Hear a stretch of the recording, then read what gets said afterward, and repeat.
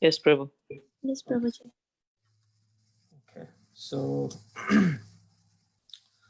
we will be starting from here. So earlier, a little bit earlier in the previous paragraph, Prabhupada is basically explaining the different kind of transcendentalists, right? And how at the time of leaving their body, different kind of transcendentalists, Brahmavadi, Paramatmavadi, and the devotees, right?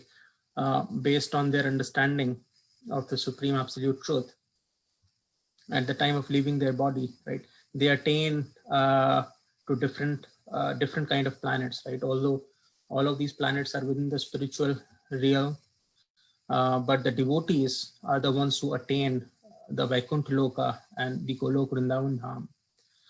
There are innumerable planets in the spiritual world, as Prabhupada is explaining, since the material world is just 1/4 of the overall creation, right? Spiritual world is 3/4, so majority is the spiritual world.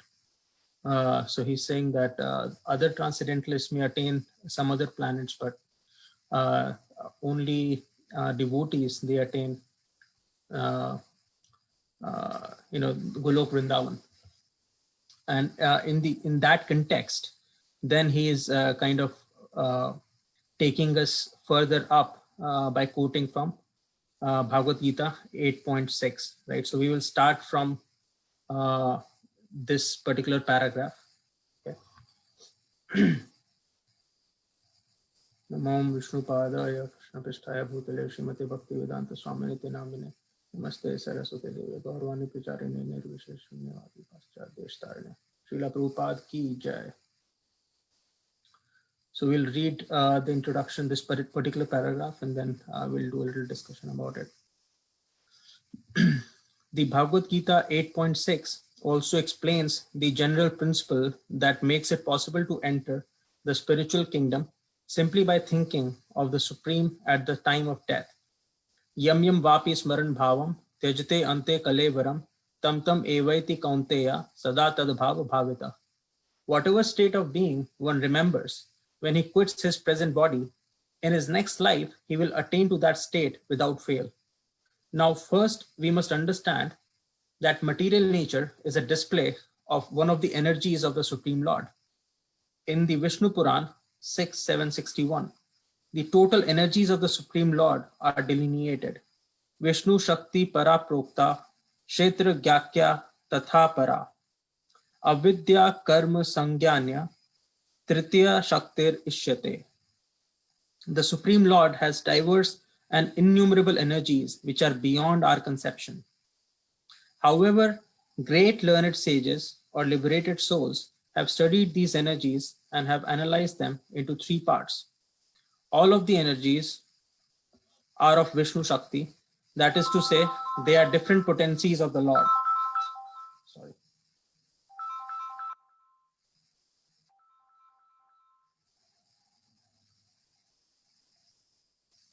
The first energy is Para, transcendental.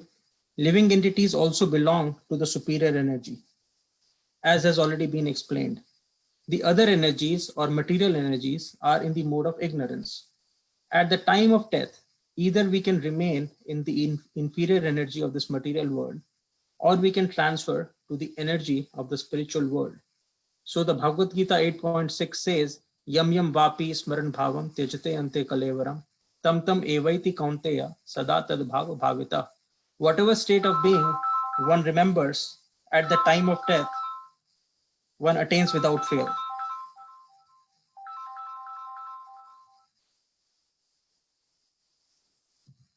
So we'll discuss a little bit from this paragraph. So basically, I'm sure all of us must have read this particular verse, right? Yam yam vapi smaran bhavam tejate ante kalevaram tam tam evaiti kaunteya sada tad bhava bhavita. So Prabhupada here is explaining how Krishna in this verse is kind of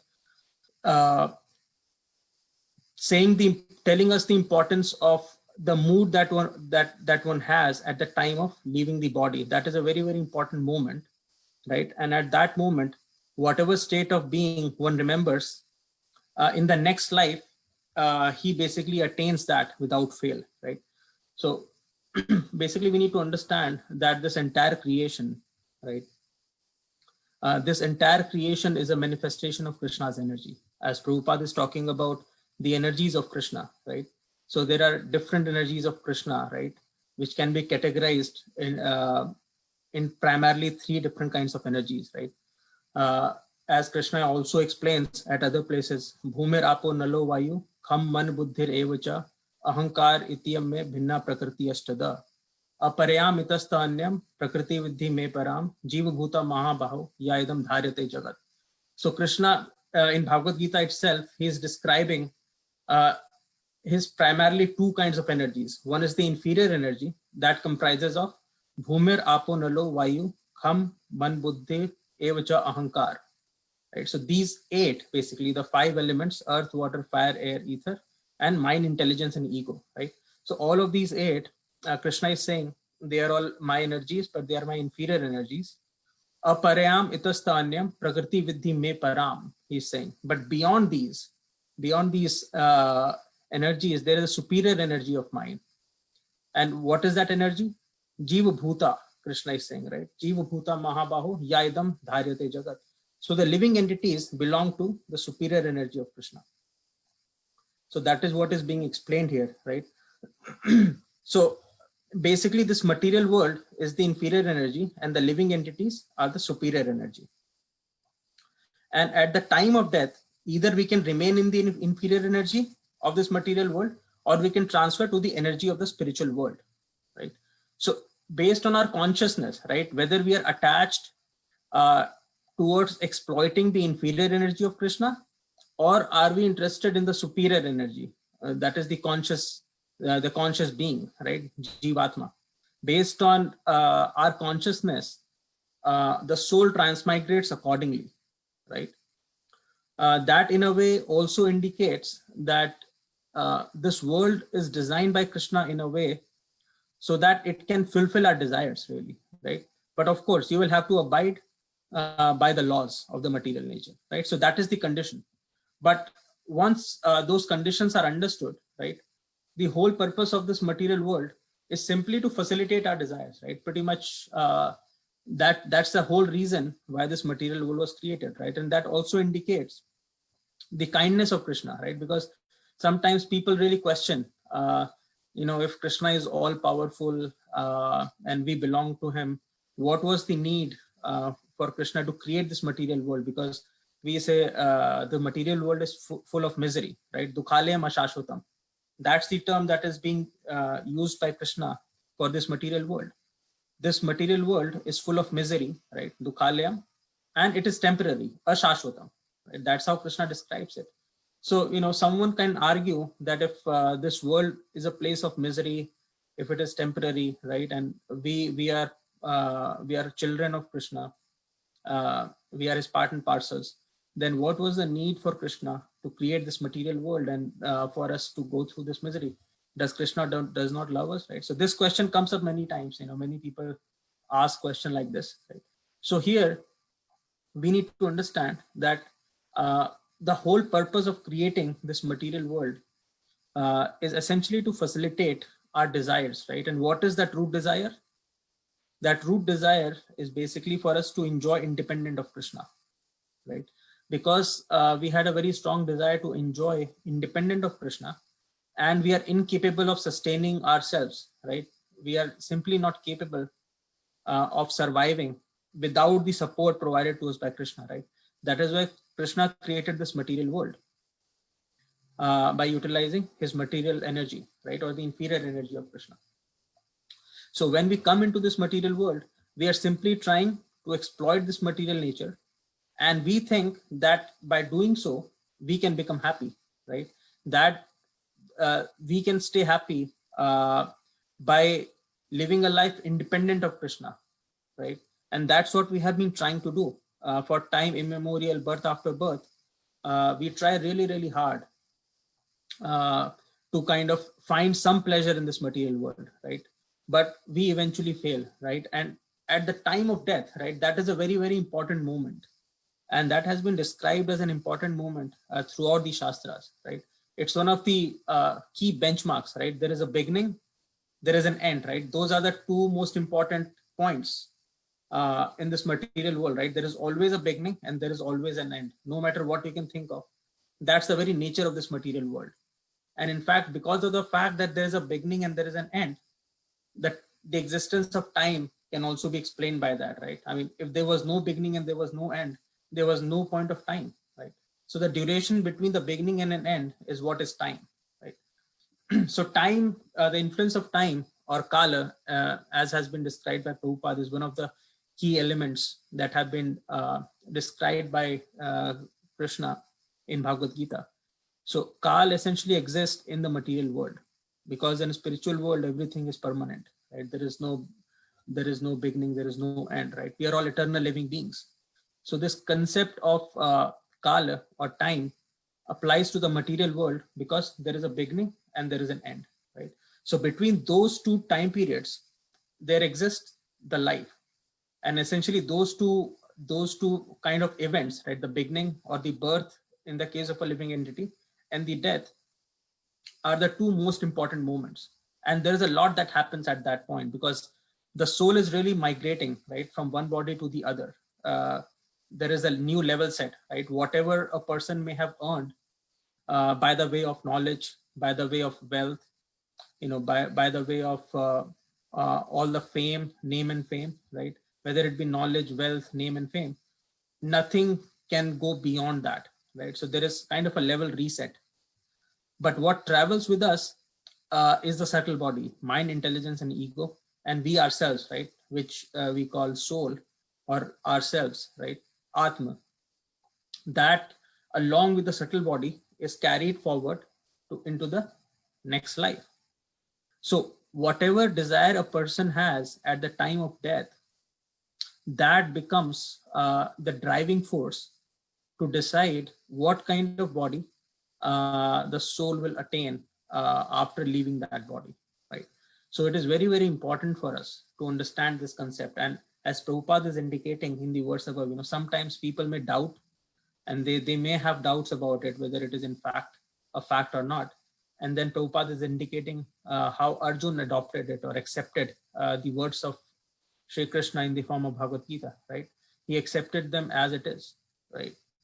He had complete faith on Krishna, right? So the real audience of Bhagavad Gita, the truly eligible, the eligibility criteria really for us to understand and read Bhagavad Gita is for us to have complete faith on the Supreme Person, right? We should not be envious of Krishna, and only then we can understand it, right? And therefore, if we read Bhagavad Gita in that spirit, right, which most of us are by the mercy of Prabhupada, we have that understanding, right? There is no reason for us to doubt the words that Krishna here is saying in 8.6, that the kind of thoughts, whatever a person, the kind of consciousness that a person has at the time of leaving the body, he accordingly attains to another body in his next life, right? So that is what is being explained here. Any questions on this one?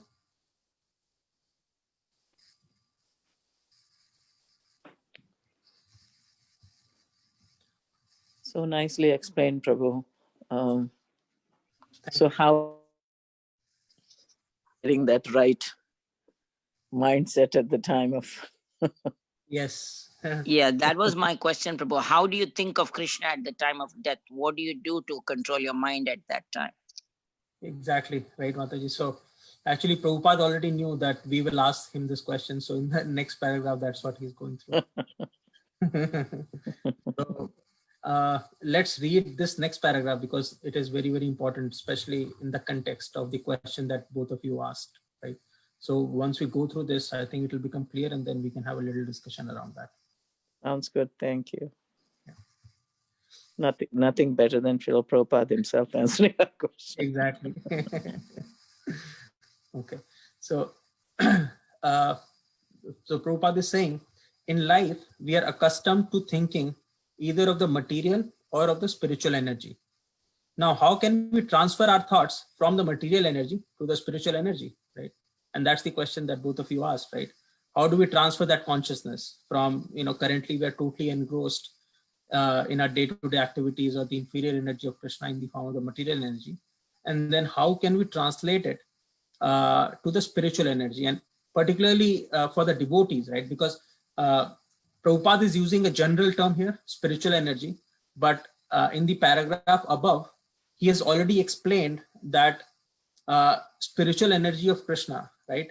That too, the transcendentalists, they understand it in different ways, in the Paramatma feature of the Lord or in the Brahma Jyoti feature of the Lord. But devotees, they stick to the personal aspect of the Lord, right? Because we are all devotees here, right? So we should understand this term spiritual energy as understanding our relationship with the personal form of the Supreme Person, that is Krishna, right? So how do we move our consciousness from the material platform to Krishna consciousness? Essentially, that's what the question is, right? And as an answer to that question, Prabhupada is saying, there are so many literatures which fill our thoughts with the material energy, newspapers, magazines, novels, etc. Our thinking, which is now absorbed in these literatures, must be transferred to the Vedic literatures. The great sages, therefore, have written so many Vedic literatures, such as the Puranas. The Puranas are not imaginative, they are historical records. In the Chaitanya Charitamrita, Madhya Leela 20.122, there is the following verse. Maya Mugdha Jeevar Nahi Swata Krishna Gyan, Jeevara Kripaye Kaila Krishna Veda Puran. The forgetful living entities or conditioned souls have forgotten their relationship with the Supreme Lord, and they are engrossed in thinking of material activities. Just to transfer their thinking power to the spiritual sky, Krishna Dvaipayan Vyas has given a great number of Vedic literatures. First, he divided the Vedas into 4, then he explained them in the Puranas, and for less capable people, he wrote the Mahabharata. In the Mahabharata, there is given the Bhagavad Gita. Then all Vedic literature is summarized in Vedanta Sutra, and for future guidance, he gave a natural commentation on the Vedanta Sutra called Srimad Bhagavatam. We must always engage our minds in reading these Vedic literatures. Just as materialists engage their minds in reading newspapers, magazines, and so many materialistic literatures, we must transfer our reading to these literatures which are given to us by Vyasadeva. In that way, it will be possible for us to remember the Supreme Lord at the time of death. That is the only way suggested by the Lord, and he guarantees the result. There is no doubt. Tasmat sarveshu kaleshu mam anusmar yudhya cha mai arpit manu buddhir mam eveshashi ashansaya. Therefore, Arjun, you should always think of me in the form of Krishna, and at the same time continue your prescribed duty of fighting. With your activities dedicated to me and your mind and intelligence fixed on me, you will attain me without doubt. So we'll take a pause here and kind of go over what Prabhupada is saying here, right? It's basically the direct answer to the question that Mataji's asked, right? That how do we, and that's a natural question, that how do we, and a very important question, right? That how do we sort of transfer our consciousness from the level of material platform to the spiritual platform, right? And the direct answer to that question, as Prabhupada is indicating, is by practicing to read instead of newspapers, magazines, novels, etc. We should practice to read the scriptures as have been provided to us by authentic sources, right? And Prabhupada is giving examples, really explaining the wide body of literature that we have and how that is all categorized, right? Written by Srila Vyasadeva. And he's indicating how the Vedas were divided into 4.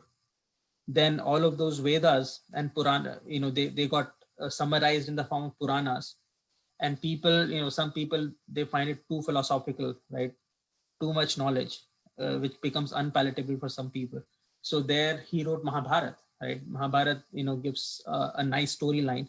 And within that storyline, Bhagavad Gita is embedded, right? So the Bhagavad Gita that we are reading today, that's a subsection or a portion of Mahabharata, which is one big epic, or itihas, right? And then for all of the body of Vedas that Vedavyas provided, he codified that in the form of Vedanta Sutra. And then he also provided a very detailed commentary on Vedanta Sutra in the form of Srimad Bhagavatam, right? So Prabhupada is saying one must engage his mind in reading the Vedic literature, right? So Prabhupada is giving us a general guideline, right? Of course, for us, the starting point is Srila Prabhupada's books, right? So what we are reading today, the introduction, although, Bhagavad Gita is given to us, Krishna directly spoke it, and it was given to us by Vedavyas, who penned the entire Mahabharata. But, if we just start reading it on our own, I'm sure most of us will get very confused, right? And that's usually the case. It's so dense in terms of knowledge. We may misconstrue, we may not understand it in the proper context, right? We may not understand the true purport of some of the content of Bhagavad Gita, right? Therefore, the starting point for us becomes the books and the commentary given to us by Srila Prabhupada, our foremost acharya. Of course, we are coming in a bona fide sampradaya, right? In a bona fide parampara. Otherwise, there are so many people who have given all kinds of commentaries in Bhagavad Gita, right? But we primarily encourage for everyone to read Bhagavad Gita as it is, right? Because Prabhupada, he gave us the purport in that spirit, right? The way Krishna wanted to tell it to all of us, right? So without adding or deleting anything, he gave us the true purport of what Krishna said in Bhagavad Gita, right? So that becomes the starting point for us. All of the literature that has been given to us by Srila Prabhupada. And of course, as we read through that, we should also associate with the devotees, right? Because when we read the books, we are essentially associating with Prabhupada. When we are reading Prabhupada books, we are associating with Prabhupada, right? Whatever he wrote.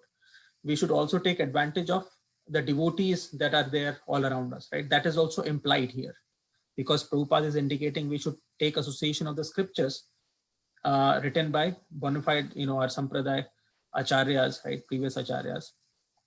We should also take advantage of the devotees who are around us, right? So by that, by the process of association, either through reading or through in-person association, right? Those two are pretty much the foundation stones that enable us to practice Krishna consciousness, right?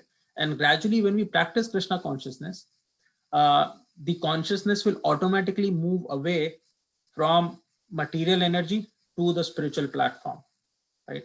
So gradually anasakti will come as we progress in this path laid out for us by our acharyas, which is the process entirely based on the foundation stone of the foundation stone is really association of the devotees, right? So once we take the association of the devotees, then we can very nicely and practically follow the entire process, right? So that becomes the foundation.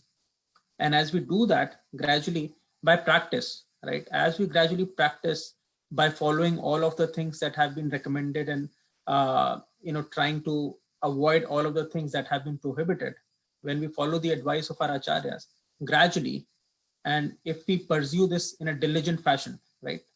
So those things are required. Association of the devotees as much as possible, doing whatever is prescribed, avoiding whatever has been prohibited, right? And then being diligent and patient. If we follow that, eventually the process works, right? And gradually what will happen is our consciousness will automatically be transmitted from the material platform to the spiritual platform effortlessly as a consequence of following the path that has been prescribed, right? The important term here is, of course, practice, right? By diligent practice, that is possible. As Arjun asked Krishna, "Oh Krishna, whatever you're telling me is all good and well, but I find it extremely difficult to control my mind. Chanchalam hi mana Krishna," he says, right? And Krishna agrees to it. Krishna does not say, "Oh Arjun, that is not the fact. You are the best warrior there could be, right, in this day and age, and you are saying that you cannot control your mind. What are you talking about?" Krishna did not say that. In fact, he 100% agreed with Arjun. Ashanshaya Mahabaho Mana Durnikriyam Chalam, he said, right? You are 100% accurate. It is very, very difficult for anyone to control mind. But then there is a solution, right? He says, Abhyasena tu Kaunteya, Vairagena cha grihate. Abhyasena tu Kaunteya, but through practice. And the second one is Vairagya, right? Through practice and detachment, right? When we diligently do these two things, right? When we practice, what do we have to practice? The path that has been provided to us, right? This entire process of Krishna consciousness that has been given to us, which starts from with a little Shraddha, right? Adu Shraddha and then Sadhu Sangha, right? By associating with the devotees. As soon as we associate with the devotees, we will it's like, we will be automatically pushed through as long as we stick to it, right?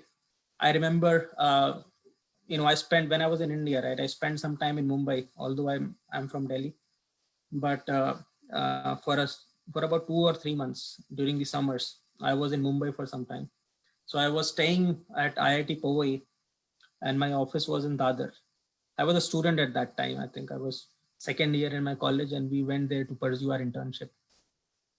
So of course we used to take, the best and the most convenient, so-called convenient mode of transportation in Mumbai is the local train. So, and I had no idea about it, like how it is. So I went the very first day, I got ready, I left the campus, I came to the Kanjurmarg railway station and, tried to get into the train.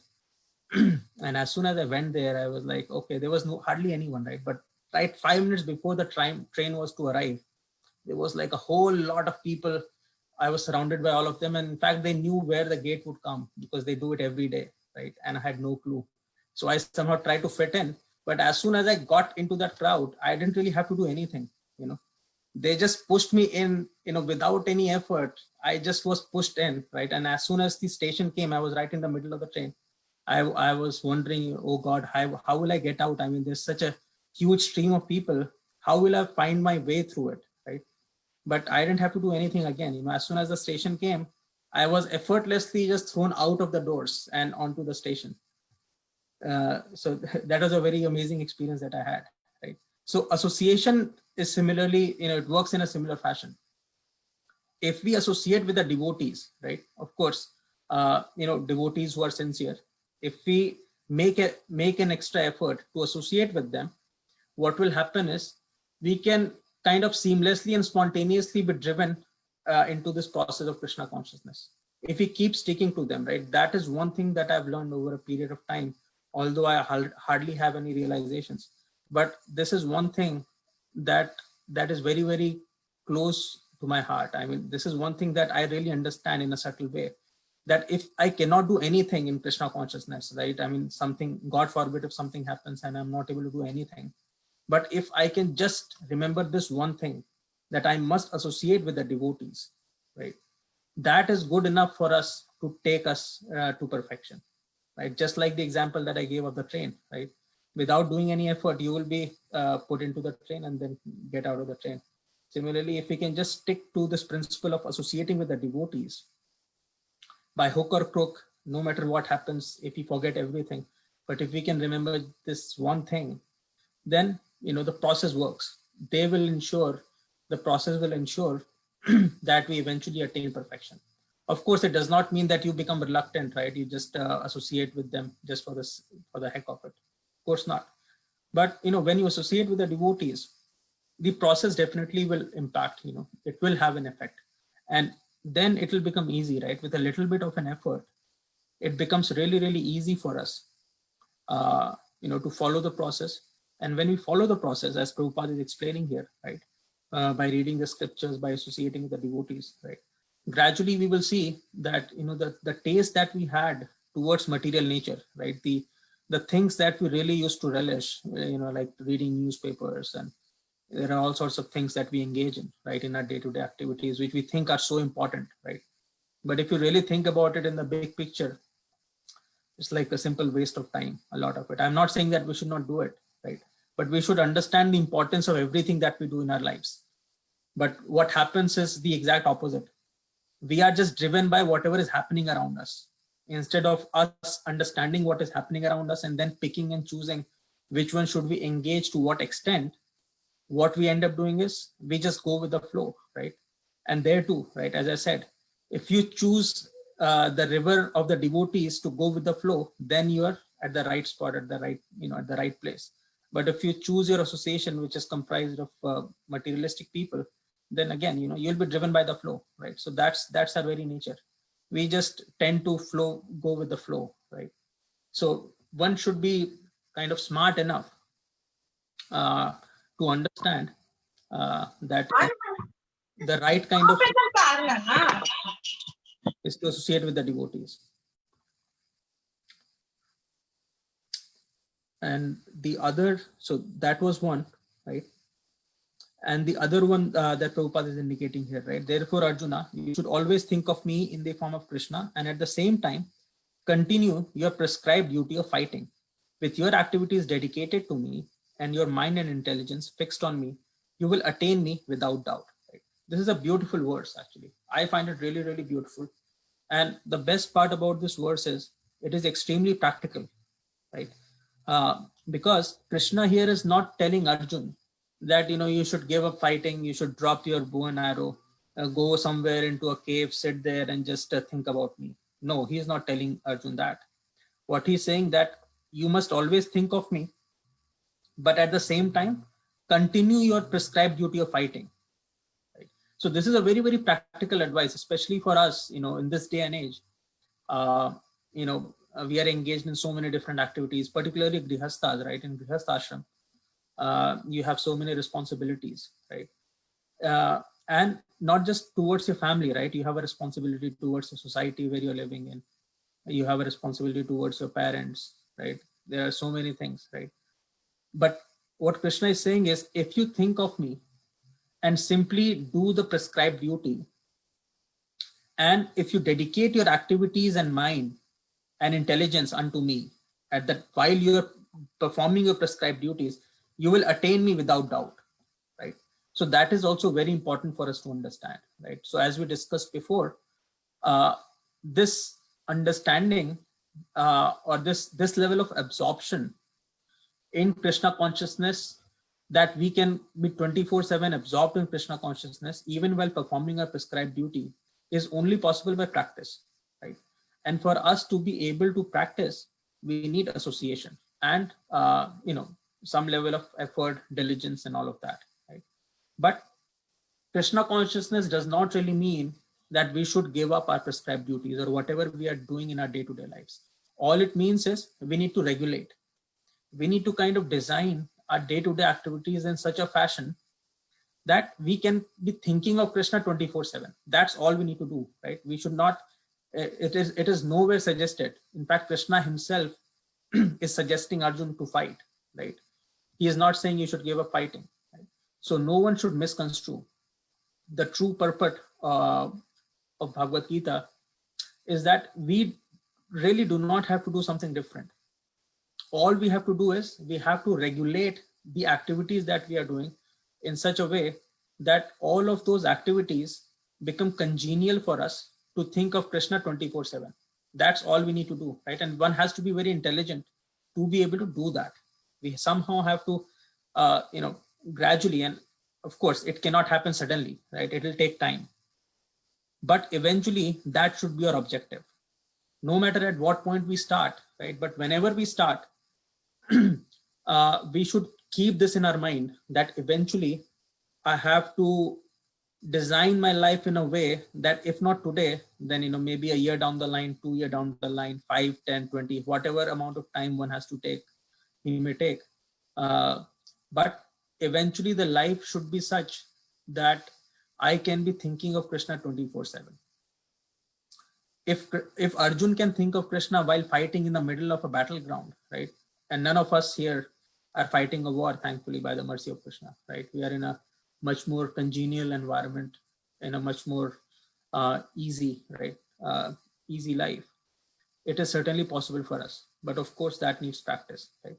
So by practice, effort, intelligence, and all of that comes through association with the devotees and association with the scriptures, right?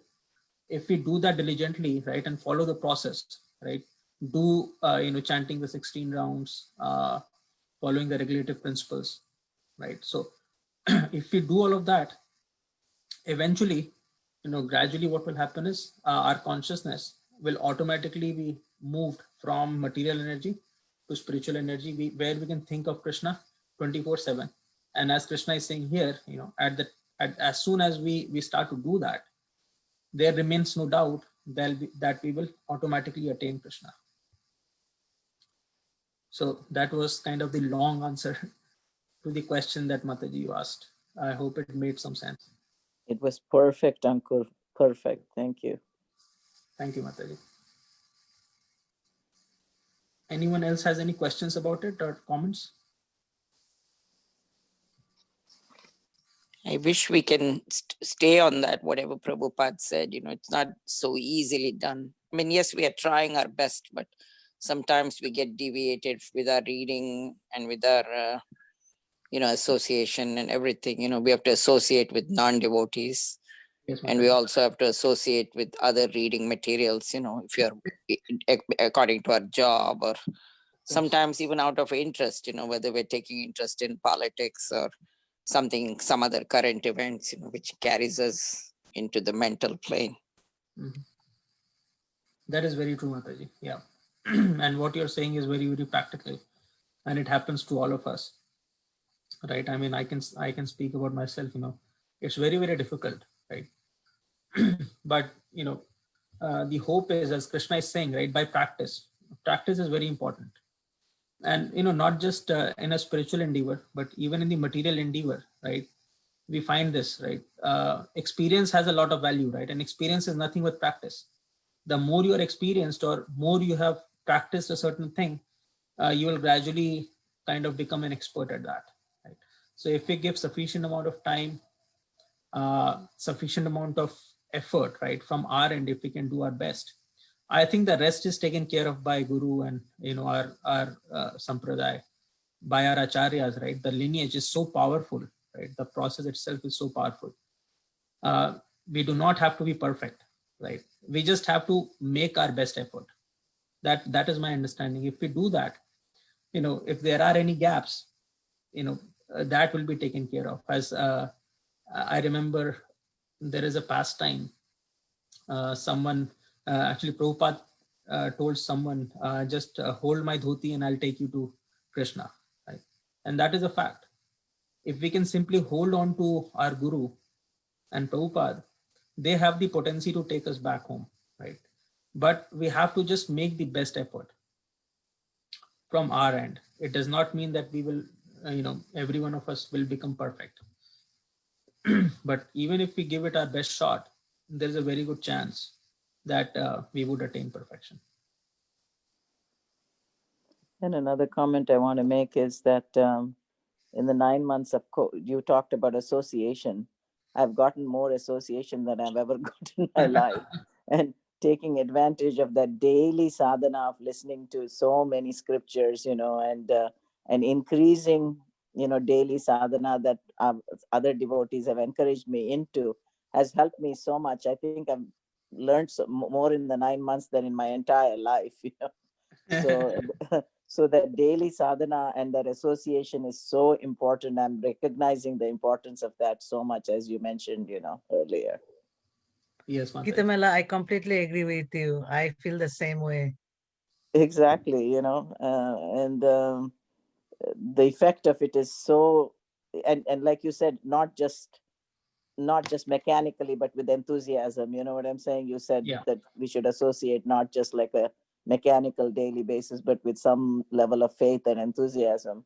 It makes such a big difference, and it takes that fear out of your life to some degree. Yes, Mataji, that is so true. That is a wonderful realization, Mataji, and that's my realization as well. I mean, when we attend this morning, I really like the morning program. So much, yeah. That we have today. It's like the perfect start, and we have been missing that for so long. But and it's so effective, Yeah. So I mean, you're absolutely right. I mean, we have been, by Krishna's mercy, we have been able to utilize this time of pandemic in the most wise manner, right? I mean, we have something or the other going on and throughout the entire day, right? And we can, if we are busy, we can pick and choose, which one do we attend. But if we make some effort, right, and if we can attend, if we can kind of develop some kind of a schedule, right, gradually we can find that taste. Sometimes we just say that, oh, I cannot find the taste, I have been just doing this for so many years, the same thing again and again, I can't really, sometimes these thoughts come, right? They do come. But over a period of time, what I've realized is if we kind of make an effort from our end and we discipline ourselves, even to a small extent, I would say, you do not have to be perfect, but if we can discipline ourselves to a certain extent wherein we can at least chant our rounds sincerely in the morning, just even if we could do just that, we can certainly see a difference in a very short amount of time, and we can understand that the process actually works. At least that much conviction, it's not very difficult to develop. The process certainly works. And if I feel we have gotten this time also by mercy of Guru and Krishna. That is true, Mataji. Absolutely. That is so true. And in Prabhuji, even Krishna says in Bhagavad Gita, so devotees who always worship me with exclusive devotion, to them I carry what they lack and I preserve what they have. So even if, let's say, worst case scenario, if we don't even remember Krishna at the last moment, but if we are doing this sadhana, I think Krishna definitely will preserve it, and definitely he will do whatever necessary for us. That is very, very good point, Prabhuji. Thank you so much for pointing that out. Yeah, and it is also said, I think some devotee said, if you can't remember Krishna, Krishna remembers you. Yes, that is so true. Absolutely, Mataji. Krishna never forgets. Right. As Prabhupada used to say, you take one step and Krishna will take 10 steps, right? So Krishna always, and I have some personal experiences, and I'm sure I've spoken with some devotees, and almost everyone has shared this experience with me. And particularly when we just come into the devotional service, right? When we get just introduced to Krishna consciousness, I've had some such wonderful experiences, right? I made little bit of an effort, and you could actually see Krishna reciprocating. There would be things, and you would be like amazed, how could this happen? So we have all observed that Krishna directly reciprocates, and with just little bit of an effort, right? If we make little bit of a sincere effort, we could see Krishna reciprocating directly, right? So the process is 100% accurate, and it works really well. And as Prabhuji was just saying, right, Krishna himself says, Yoga Shemam Vahamiham, right? So once we do our best, right, the condition is Tesham Nitya Abhiyuktanam, basically, right? Nitya Abhiyukt. As long as we are Krishna conscious or trying to be Krishna conscious 24/7, right? Which will happen with practice, right? It may not, as Mataji was saying, it's not very easy. But if we just stick to the process and give it our best shot, then Krishna will provide whatever we lack, right? And he will provide whatever we have. And Krishna himself says that. Very true. Very true. The other thing, yes, Mataji. No, like the reason I said Krishna remembers you, because some people were asking this question. Some devotees like die in an accident where they feel there is no time to think of Krishna. You know what I'm saying? It suddenly happens. Yes. And people were asking what in that condition, what happens? And that was the answer that was given, that even if you can't remember Krishna, Krishna remembers you, Absolutely. Certainly. And that is the difference. That is a very good point, right? Because that's the key difference between a devotee and some other transcendentalist, right?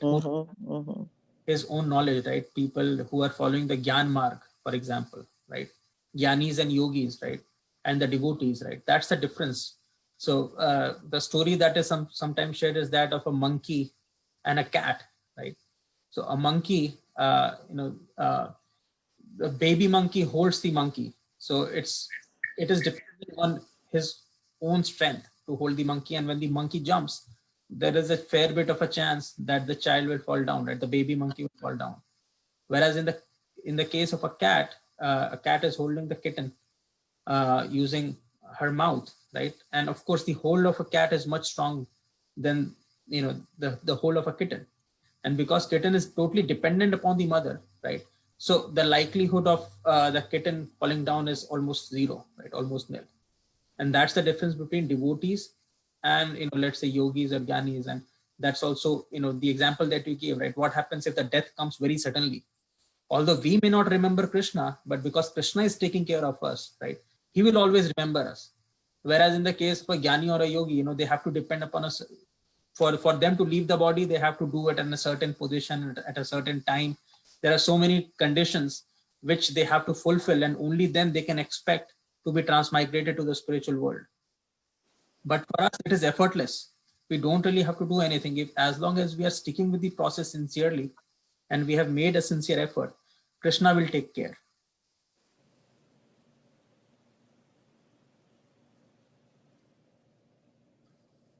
Very nicely said. Very true. Yeah, so I like Prabhuji the point you mentioned about sincerity. I think, for example, what my experience is like when I do say deity worship at home, sometimes I feel it's all mechanical. There is no test. But I have heard in many lectures that regardless of test, you just do it with sincerity, because test is given by Krishna. You cannot get by yourself. That is not in our control. So, but only thing what we have in our control is doing sincerely, whether it is japa, deity worship, or even reading the books. Right. We don't have to rush through the books. Like sometimes we get overwhelmed by looking at the size of the book. Amrindra Prabhu was saying in the lecture, don't get overwhelmed by the size of the first canto of Bhagavatam. He says, I feel that, Prabhu. I agree with you. he said, just the first verse of the first chapter, it can, people say, I think, I don't know, he takes someone name, he's like, you can even take 2 months just to even understand the first verse. What to about the whole book? So he said, don't worry about the thickness. Whatever you read it and study it. And he gave some practical tips. For example, one I still remember very clearly. So he said, okay, let's say Damodar Leela is coming. So right now it's just passed, but I think let's say Damodar Leela is coming in 2021. And then maybe 3 months before, you say, okay, I want to just focus on Damodar Leela. You pick up that specific canto and start reading it thoroughly, nicely, relish it. So by the time Damodar Leela is done, I mean, it's almost nearby, then you are kind of, you will relish it more and more. So he said you can do that way planning. Like if whichever event come in the calendar year, it could be Gaura Purnima, then read more about Chaitanya Mahaprabhu. So that's how he was giving one practical tip. So I wanted to share in this group too. That is very, very wonderful, Prabhuji. And thank you so much for bringing this up. And it is actually a very, very important point, right? And this is another point that I really like about the devotional service, right? As Krishna himself says, Rajavidya Rajaguyam, Parmam Idam Uttamam, Pratyaksh Avgamam Dharmam, Susukham Kartum, right? Susukham Kartum. So devotional service is very, happily performed, because there are so many things when it comes to devotional service, right? There is kirtan for you to enjoy. People who enjoy deity worship, right? Decorating the deities, right? Some people have a very artistic mind, very creative, right? So they can use their creativity in decorating the deities very nicely, for example. Or some people have a philosophical mind who really like to read. And as you pointed out, right, we have so much to read. Even a verse could take 2 months for us to understand, for people who are really inclined in a philosophical way. But people, almost all of us like stories, right? There are so many stories that have been given to us in the form of Ramayana, Mahabharata. Srimad Bhagavatam is full of stories. Then we have Chaitanya Charitamrita, right? So even when it comes to literature and reading, there is such a whole variety that is provided to us, right? So we should be really, really intelligent, as you pointed out, right? We should work it in association with the devotees by reading to our acharyas, right? With everyone, we should find at least one activity that we can really enjoy, right? Some people, for example, really enjoy doing kirtan, right? some people really enjoy to cook, right? So we should have at least one activity that we can really relish, which we have a natural propensity, and then we don't have to necessarily enjoy everything, right? Because we may not be perfect at everything, but we should try and find at least one thing that we really enjoy, and that will eventually lead us to the purification, at which point we can just enjoy engaging in Krishna's service in whichever way we engage, right?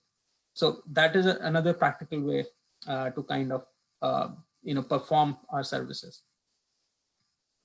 Thank you, Prabhuji. I think that's I think that specific say whatever we enjoy, and that will help us to build that sambandha, because sambandha is so essential in this whole relationship, right? So if you like cooking, then we will think more in the in terms of cooking what Krishna would like to eat today, for example.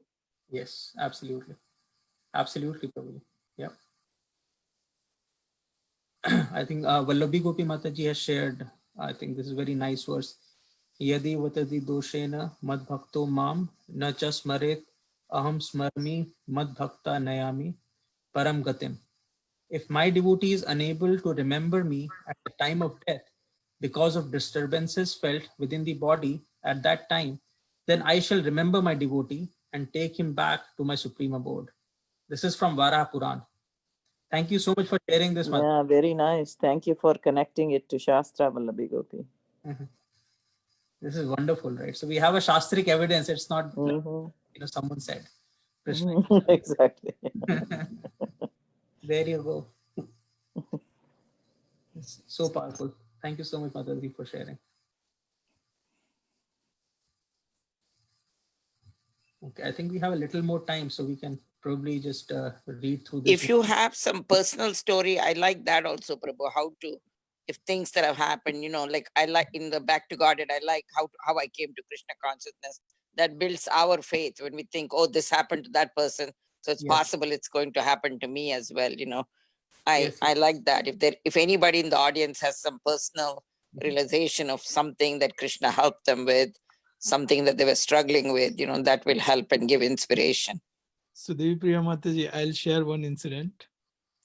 So regarding it, Ankur Prabhu was mentioning that one service which you need to enjoy at least one service that will lead to you to come closer with Krishna. So myself and one of the devotee, we both went to Rhode Island. So in Rhode Island temple, so we had a lot of some of the organizer, like half of them were with us, but one or two were creating problem to us. So they were kind of pushing us, and then not pushing us, means they were moving our table and then telling us to go away, you don't talk to them, and this and that. So for me it was getting very difficult to manage. But I knew like based on our previous experiences how thing will work. So that devotee turn came in, and we had this service of singing. Kirtan service was there, and Mataji, you won't believe how Kirtan transforms the heart of even the envious person also. That personally, like I saw. So once like our devotee started doing Kirtan, and once that Kirtan is done, the same person who was moving my table away, and then was telling all not favorable to me, so for distributing books. So at that time the same person came to me. It was a Janmashtami time, and we both were fasting. So he came to me around 12:30 in the night. So he came, and then the same devotee came and he told me sorry, and he gave me a bottle of water also, Mataji, that you can break the fast, and gave me $51 for that singing of Kirtan. So this is the power of Kirtan that transforms even the envious devotees also, Mataji. This right, it was like a practical experience which I and that devotee both realized that. So that is the power of Harinam. Mataji. So that is Very nice. Thank you, Prabhu, for sharing. And I know who is devotee. Please tell us also, Mataji, enlighten us who's the other devotee. That's Ankur Prabhu right here. Oh, it's Ankur Prabhu, I didn't say so. Mataji has all rights now. She is elder to us and she can say. Prabhuji, you knew Mataji will say, that's why you said this. Thank you. Thank you, Janma Mataji. I And I love your camaraderie, Prabhuji's. But that was an experience, Mataji. I mean, for both of us, like it was like amazing experience. So Yeah. that's why whenever we go to any Indian temple, we take this service of Kirtan, Mataji. No, It is our Kirtan normal- transforms everybody. That is so true. That is so Mm. true. So that is the thing, like we had an experience. And we are Hare Krishna Prabhu. We are glorifying Ankur Prabhu. So today's day is Ankur Prabhu day. So let me also add about Ankur Prabhu one line. So Prabhuji, please forgive me. yeah, I don't know. It's like no one knows about this, but the first Jai Sri Krishna Chaitanya Prabhu Nityananda. That mantra gave me for the first time Ankur Prabhu. Like 5 years before, we are the new to the temple. We do not know anyone in the temple, and Ankur Prabhu called me, said me, and I asked Prabhu, what is this chanting? How do you chant? The Prabhu gave me that. Okay, this is the mantra. And that day he bought me one mala also, I remember, and he gave me the mala, first mala, the chanting beads he gave me from the temple. And he told me, this is what we have to hold. And this is what you have to do. The first, you need to do Jai Shri Krishna Chaitanya, then start Hare Krishna mantra. So I remember that day.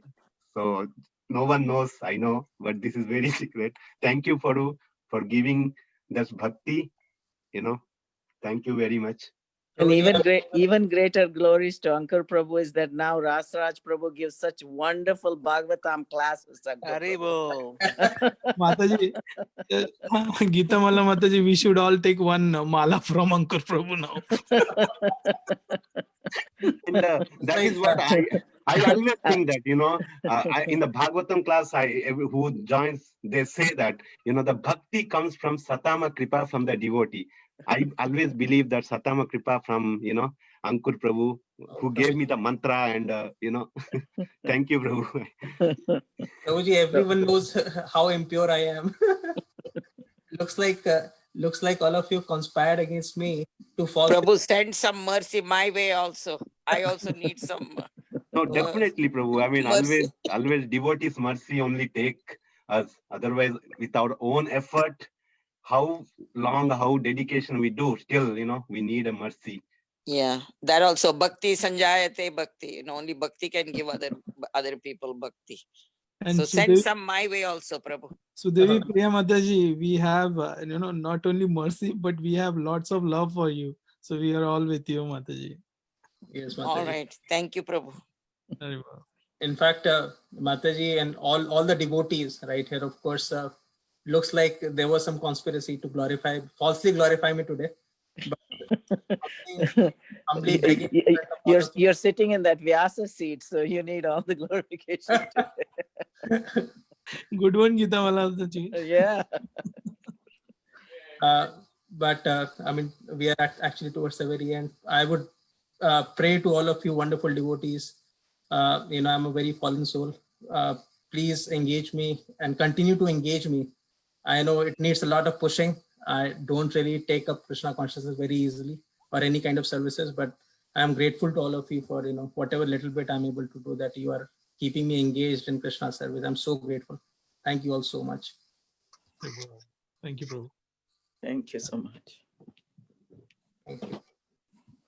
Okay, so we will conclude with Vaishnav Pranam. Vancha kalpatu.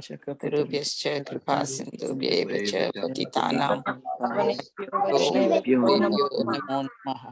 Anantakoti Anantakoti Krishna Vaishnavabhrinda ki Vrinda jai. ki jai. Srila His Grace Prabhupada Ankur ki Prabhu jai. ki jai. Jai. Vaishnavrinda ki jai. Srila Prabhupada ki Prabhupada jai. ki jai. Ki jai. Nice class, Ankur Prabhu. Hare Krishna. Yeah, Hare Nice Krishna. discussion. Hare Krishna. Hare Krishna.